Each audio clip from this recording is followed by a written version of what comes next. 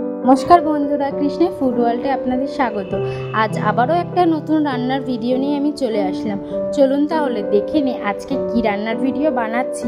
आजके बानाबो चिंगड़ी माछेर मालाइकारी। ना आमि आजके खूब बड़ो चिंगड़ी मालाइकारी करछि ना, आमि छोटो साइजेर चिंगड़ी माछेरই मालाइकारी करछि। चलुन ताहले देखे निই कि लागছে। प्रथमेই देखुन आमि चिंगड़ी माछ निয়েছি, आमि किन्तु 500 चिंगड़ी माछ निয়েছি।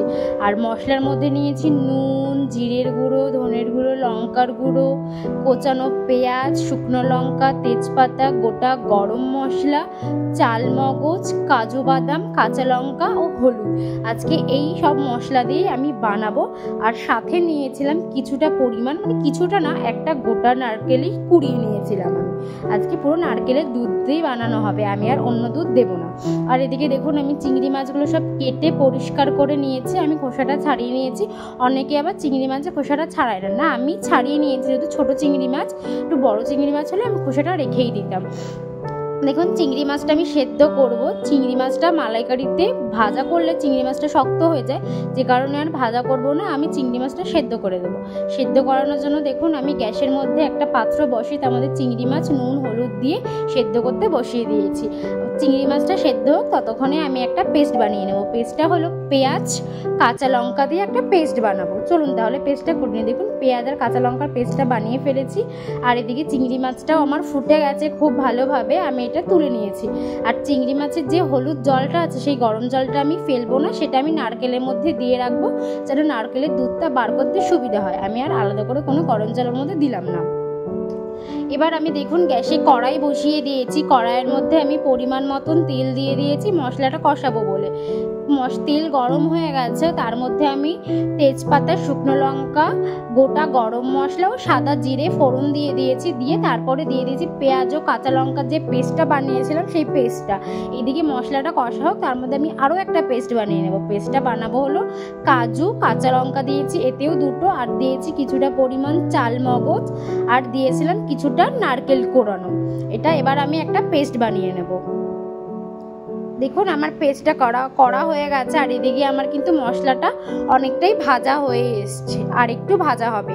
মশলাটা ভাজা হলেই আমি কিন্তু এর মধ্যে দিয়ে দেবো চিংড়ি মাছগুলো সেদ্ধ করে রাখা চিংড়ি মাছগুলো কিন্তু দেখো আমি দিয়ে দিয়েছি। এবার মশলাটার সাথে সেদ্ধ করে রাখা চিংড়ি মাছগুলো ভালো করে ভেজে নিতে হবে একটু। আমি আলাদা করে চিংড়ি মাছটা ভাজিনি, চিংড়ি মাছটা আলাদা করে যদি ভাজতে যেতাম তাহলে আমার চিংড়ি মাছগুলো কিন্তু শক্ত হয়ে যেত। তারপরে মালাইকারিতে চিংড়ি মাছ শক্ত হয়ে গেলে কিন্তু একদমই ভালো লাগে না। দেখো আমি চিংড়ি মাছটা পুরো সবটা দিয়ে দিলাম, দিয়ে এবার আমি খুব ভালো করে ভেজে নেব। এদিকে চিংড়ি মাছটা ভাজা হোক, ততক্ষণে আমি নারকেল থেকে চিপড়ে নারকেলের যে দুধটা আছে সেটা আমি বার করে নেব। খুব ভালো করে চিপড়ে নিতে হবে, দেখুন অনেকটা তাহলে দুধ বেরোবে। দেখুন আমি এটা সব বানিয়ে নিয়েছি দুধটা। দেখুন আমার চিংড়ি মাছটাও ভাজা হয়ে গেছে খুব ভালোভাবে। এবার এর মধ্যে দিয়ে দেবো যে কাজু চাল মগজের যে পেস্টটা বানিয়েছিলাম সেই পেস্টটা। এবার পেস্টটা দিয়েও খুব ভালো করে নাড়াচাড়া করে নিতে হবে, যেন ভালো করে চিংড়ি মাছটার সাথে মিশে যায়। এবার সব এক এক করে সব মশলাগুলো দেবো। প্রথমেই আমি স্বাদ মতো নুন দিয়েছি, তারপরে দিলাম আদা বাটা, তারপরে দেব জিরে বাটা, ধনে বাটা, তারপরে দেব পরিমাণ মতো শুকনো লঙ্কার গুঁড়ো। যেমন ঝাল খাবেন সেরকমই লঙ্কার গুঁড়োটা দেবেন। দেখুন আমি সব দিয়ে দিয়েছি। তারপরে আমি দেব এবার কিছুটা পরিমাণ চিনি। আমি চিনি দিয়েছিলাম 3 থেকে 4 চামচ মতো। এবার আমি মশলাটা খুব ভালো করে কষিয়ে নেব। দেখুন মশলাটা আমি কষিয়ে নিচ্ছি খুব ভালোভাবে।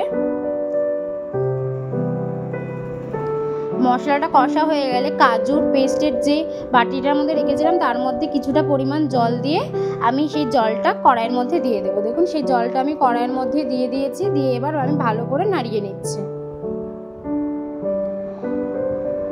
দেখুন মশলাটা থেকে খুব সুন্দর একটা তেল ছেড়ে গেছে। এবার আমি আরও ভালো করে একটু নাড়িয়ে নেব। তারপরে দিয়ে দেবো যে নারকেলের দুধটা রেখেছি সেই নারকেলের দুধটা। দেখুন আমি নারকেলের দুধটা দিয়ে দিচ্ছি। নারকেলের দুধটা আমার দেওয়া হয়ে গেছে। এবার আমি ভালো করে নাড়িয়ে নেব। একটু এটাকে খুব ভালোভাবে ফুটতে দিতে হবে। এবার রান্না কিন্তু আমার হয়ে এসছে। এবার এই ঝোলটা খুব ভালোভাবে ফুটে গেলে আমরা এটা নামিয়ে ফেলবো। এখন আমার খুব ভালোভাবে এটা ফুটে গেছে। এবার আমি এর মধ্যে কিছুটা এলাচ গুঁড়ো আর ঘি দিয়ে আর একটু ভালো করে নাড়াচাড়া করে আমি এটা নামিয়ে ফেলবো।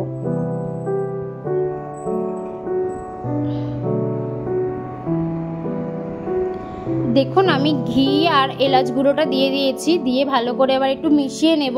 মিশিয়ে এবার আমি নামিয়ে ফেলবো। আর ওপর থেকে আমি দিয়েছিলাম 2 থেকে 3টে কাঁচা লঙ্কা চিড়ে দিয়ে দিয়েছিলাম। দেখুন মালাইকারিটা হয়ে গেছে, আমি নামিয়ে ফেলেছি। কি সুন্দর লাগছে আর কালারটাও কি সুন্দর এসছে। আমাদের ভিডিওগুলো যদি আপনাদের ভালো লেগে থাকে like, comment, share and subscribe করতে একদমই কিন্তু ভুলবেন না।